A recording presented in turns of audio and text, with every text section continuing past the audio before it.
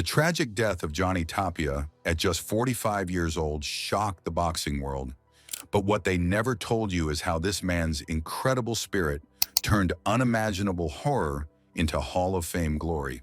How does a boy who witnessed his mother's brutal kidnapping rise to become one of boxing's most beloved champions? This is the story of Mi Vida Loca, a crazy life that proved the human heart can triumph over the darkest demons.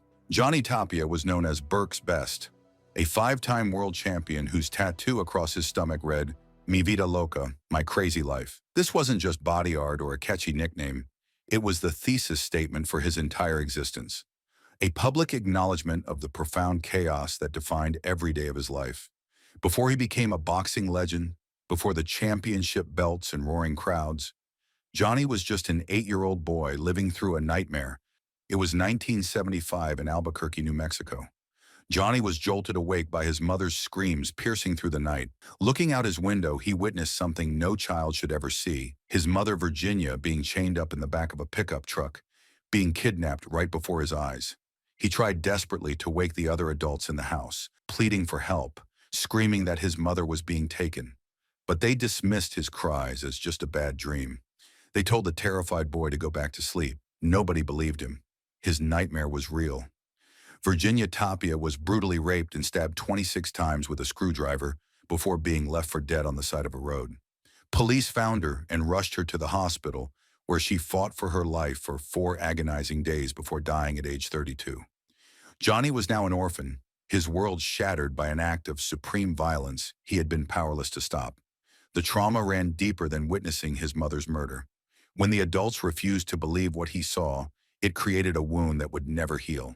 This secondary trauma, having his reality denied at the most critical moment, instilled a profound sense of isolation and mistrust. The world wasn't just dangerous. It was a place where no one would believe the truth he knew. Making it worse, his mother's murder remained unsolved for decades. There was no justice, no closure, no target for his grief and rage. That anger had nowhere to go except inward, feeding depression and self-destruction, and outward as generalized fury at the world. This untamed rage needed an outlet, and boxing would provide the perfect arena. Every opponent would become a stand-in for the injustice that defined his life. After his mother's death, Johnny was raised by his maternal grandmother. When he was 11, he discovered a boxing gym where his grandfather Miguel, himself an amateur boxing champion, taught him the fundamentals of the sport. Boxing gave Johnny something he desperately needed: an identity beyond being a victim. It made him a fighter, providing structure and purpose in a life that had been defined by chaos. He took to the sport with natural talent that was nothing short of spectacular.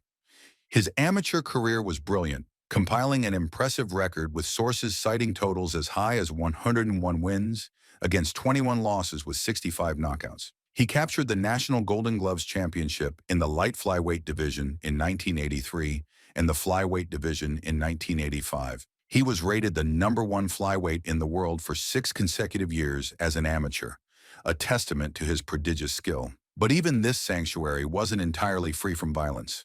His own uncles would force him into bare-knuckle fights against older, bigger boys, placing bets on young Johnny. If he lost, they would beat him. His ability to endure and inflict violence was being commodified, and his safety became conditional on his performance. The gym was a refuge from the streets, but it also reinforced the core lesson of his childhood, that survival depended on his capacity for violence. On March 28, 1988, at age 21, Johnny stepped into the ring for his professional debut, fighting a friend Chavez to a 4-round draw. This marked the beginning of a career that would be defined by the same forces that had forged him: unimaginable pain and an indomitable will to fight through it. The first 2 years of Johnny's professional career showcased brilliant, unbridled talent. From his debut through late 1990, he blazed an undefeated path through the super flyweight division, building a pristine record of 22-0-1. His fights were spectacles of violence, often punctuated by his celebratory backflip after victory, a gesture of pure elation that seemed to defy the brutal physics of the sport he had just dominated. His ascent culminated on May 10, 1990, when he stopped Roland Gomez in the 11th round to capture the USBA super flyweight title. At just 23, he had successfully defended the belt multiple times and was on the brink of a world title fight. Yet as his professional star rose, His personal life spiraled into darkness. The discipline he showed in the gym completely vanished outside the ropes. He became deeply involved with Albuquerque's Wells Park Loco street gang, embracing the chaotic lifestyle he had known since childhood. It was around this time that he was introduced to cocaine, a substance he would later call his mistress. He described the insidious nature of his addiction with chilling simplicity. The first time was a mistake, but the second time was a habit. The relationship between his success and self-destruction was tragically symbiotic. His triumphs provided the very means for his potential ruin. Professional boxing brought money, fame, and long, unstructured periods between fights. For someone battling deep-seated trauma and a nascent addiction, these resources became accelerants for a fire that was already burning. The prize money from his victories, the reward for his discipline and sacrifice, directly funded the cocaine habit that would ultimately sabotage him, creating a devastating feedback loop. In June 1990, Johnny failed his first drug test. More positive tests followed.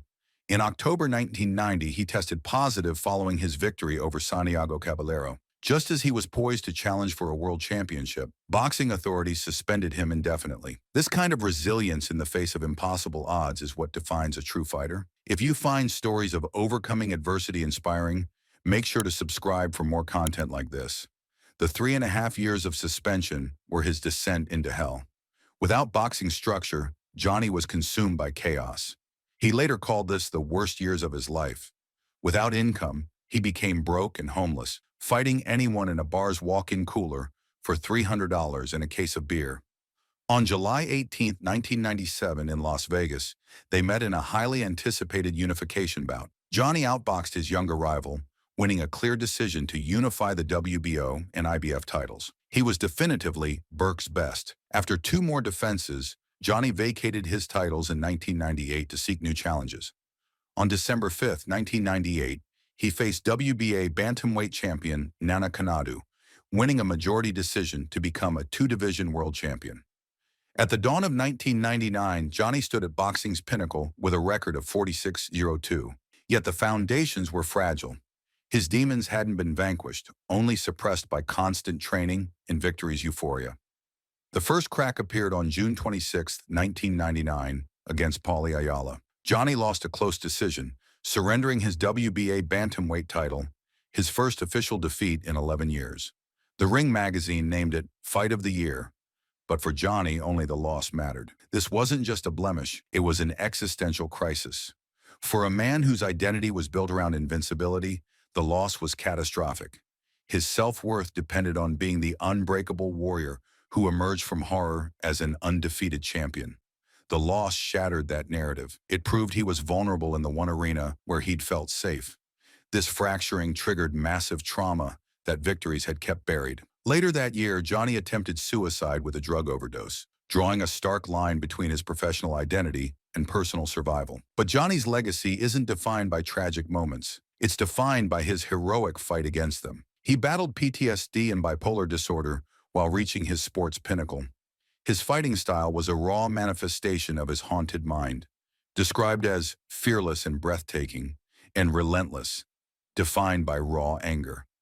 His all-out war approach was a controlled reenactment of childhood chaos.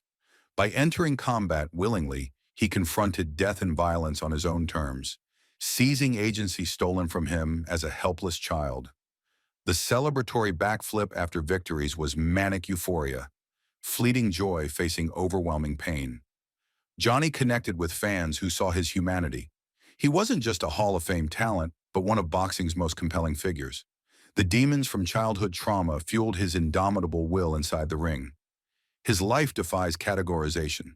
He was neither hero nor cautionary tale, but a complex human who reached his sport's zenith while battling severe mental illness. He openly admitted his flaws, asking not to be seen as a role model, but simply to be prayed for. There's tragic irony in how Johnny died in 2012 at age 45, from heart failure. The heart that symbolized his courage, that never failed him in the ring, was what ultimately failed him in life.